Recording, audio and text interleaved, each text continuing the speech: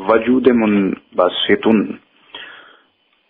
سامعین محترم، منبسطن عربی زبان کا لفظ ہے، اس کے معنی ہے پھیلنے والا، یعنی اس خطبے کے معنی ہوئے پھیلنے والا وجود.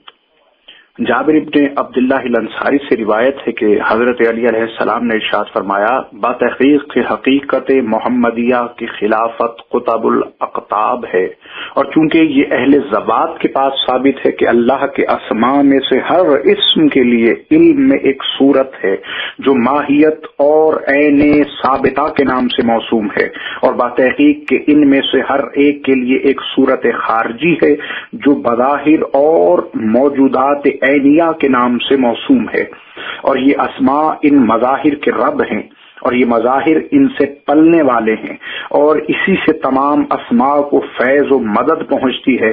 اور اس وقت ہم کہتے ہیں کہ یہ وہ حقیقت ہے جو رب ظاہر کے نام سے تمام عالمین کی صورت میں ظاہر ہوئی. اس میں وہ ہستی ہے جو رب الارباب ہے، اس لیے کہ وہ ان مظاہر میں ظاہر ہے.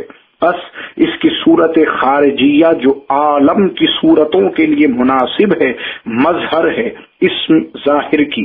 اس سے عالم کی صورتوں نے تربیت پائی، اور اس کے باطن سے عالم کے باطن نے تربیت پائی، کیونکہ وہ اسم اعظم کے مالک ہے اور اس کے لیے ربوبیت مطلقہ ہے.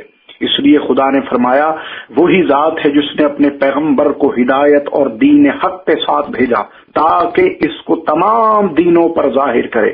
اور اس لیے رسول خدا نے فرمایا کہ میں فاتحۃ الکتاب سے اور سورہ بقرہ کی آخری آیات سے مخصوص کیا گیا ہوں، اور یہی مقام صدور ہے. ارشاد رسول سے یہ ظاہر ہوتا ہے کہ تمام حمد اللہ کے لیے ہے جو پالنے والا ہے تمام عالمین کا. پس تمام عوالم، اجسام و ارواح اس سے پلتے ہیں، اور یہ ربوبیت اس کی حقیقت کی وجہ ہے، نہ کہ اس کی بشریت ظواہر کی وجہ. پس اس وجہ سے کہ وہ ایک بندہ ہے جو پلتا ہے اور اپنے رب کا محتاج ہے، جیسا کہ اللہ نے اس جہت میں اپنے قول سے تنبیہ کی ہے کہ کہہ دو کہ میں تمہارے مثل بشر ہوں، یعنی بظاہر، مگر مجھ پر وحی نازل ہوتی ہے. اور اپنے اس قول سے کہ جب بندہ خدا کھڑا ہو کر اس کو پکارتا ہے تو اس کا نام اس بات پر تنبیہ کرنے کے لیے کہ وہ اسی اسم کا مظہر ہے نہ کہ کسی اور کا، اس کا نام عبداللہ رکھا، اور اپنی جہت کی طرف متنبہ کیا بقول، اے رسول تم نے نہیں پھینکا بلکہ اللہ نے پھینکا. پس اللہ نے اس پھینکنے کو اپنے پھینکنے کی طرف منسوب کر کے سند دے دی، اور اس ربوبیت کا تصور نہیں کیا جا سکتا مگر ہر حقدار کو اس کا حق عطا کرنے کے ساتھ، اور اس عالم کو اس چیز کا فیض پہنچانے کے ساتھ جس کا یہ محتاج ہے. اور یہ معیت ممکن نہیں مگر قدرت تامہ اور تمام صفات الہیہ کے ساتھ. بس کل اسماء جو حسب استعداد اس عالم میں متصرف ہیں اسی کے لیے ہیں، اور چونکہ یہ حقیقت دو جہتوں یعنی جہت الہیہ اور جہت عبودیت پر مشتمل ہے، یہ اس کے لیے اصالتاً صحیح نہیں ہے بلکہ طبیعتاً صحیح ہے، یعنی اللہ نے یہ ان کے تابع کر دیا ہے. اور یہی وہ خلافت ہے جسے زندہ کرنا، مارنا، لطف و قہر، رضا و غصہ اور تمام صفات جو عالم میں متصرف ہیں اور جو اس کے نفس و بشریت میں ہیں حاصل ہیں. ایضاً کیونکہ وہ حقیقت اللہ کی طرف سے ہے، اور ان کا گریا و جزا و فضا اور ان کے سینے کا تنگ ہونا جو کچھ ہم نے اوپر ذکر کیا ہے اس کی نفی نہیں کرتا، اس لیے کہ یہ ان کی ذات کی مقتضیات و صفات ہیں. اس کے علم سے زمین و آسمان میں ذرہ برابر بھی کوئی چیز مرتبہ کی حیثیت سے اس سے پوشیدہ نہیں، اگرچہ کہ یہ کہا جاتا ہے کہ تمام بشریت میں امور دنیا میں سب سے بڑے عالم ہوں.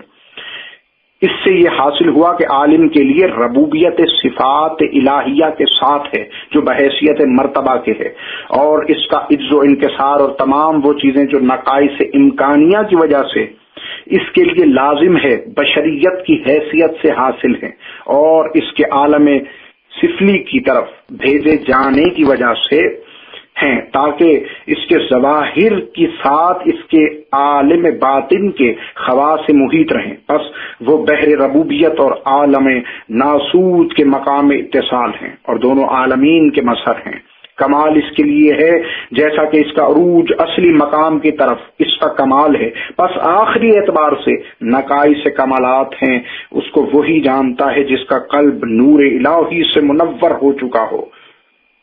اہل اشارہ نے کہا کہ تمام آفاق و انفس کے مظاہر 3 اسماء کی طرف لوٹتے ہیں جو بسم اللہ الرحمن الرحیم میں ہیں اور بسم اللہ کے 19 حروف ہیں. پس عالم کی ترتیب 19 مرتبوں پر واقع ہوئی ہے، یعنی عقل اول، نفس کلیہ، 9 افلاق، عناصر 4، موالید 3، جمادات، نباتات، حیوانات اور انسان کامل جو جامع ہے. ان تمام چیزوں کا پس یہ 3 عقل اول، نفس اور جسم کی طرف لوٹتے. یہی وہ جبروت و ملکوت اور ملک کہلائے، یہی نبوت و رسالت و ولایت ہے اور یہی شریعت و طریقت و حقیقت ہے. بحر المعارف صفحہ نمبر 353 سے سامعین کے لیے